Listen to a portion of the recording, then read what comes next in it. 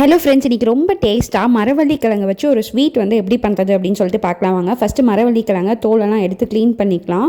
இந்த மாதிரி க்ளீன் பண்ணதுக்கப்புறமா வந்துட்டு கேரட் துருவியில் வந்து இந்த மாதிரி துருவி எடுத்துக்கோங்க. அதுக்கப்புறமா நம்ம இது கூட தேங்காய் ஆட் பண்ண போகிறோம். ஒரு அரை மூடி தேங்காவும் இந்த மாதிரி துருவி எடுத்துக்கோங்க. இன்னொரு அரை மூடி தேங்காவும் வந்துட்டு பால் எடுத்து வச்சுக்கோங்க, தேங்காய் பால். இதை வந்து ஏலக்காய் கூட நீங்கள் சேர்த்து அரைச்சி பால் எடுத்து வச்சுக்கலாம். ஸோ ஒரு டம்ளர் வந்துட்டு ஒரு கப் வந்துட்டு பால் எடுத்து வச்சுருக்கோம். இப்போ இது கூட சேர்க்க வேண்டிய நட்ஸ் எல்லாம் வந்துட்டு கட் பண்ணி வச்சுக்கலாம். நான் வந்துட்டு முந்திரியும் திராட்சையும் இது கூட போடுறேன். ஸோ அதை கட் பண்ணி வச்சுருக்கேன். இப்போ வந்து நம்ம துருவி வச்சுருக்க மரவள்ளிக்கிழங்கு, துருவி வச்சுருக்க தேங்காய் பால், எந்த கப்பில் வந்துட்டு தேங்காய் பால் எடுத்தோமோ அதே கப் அளவுக்கு வந்துட்டு சுகர் எடுத்துக்கோங்க.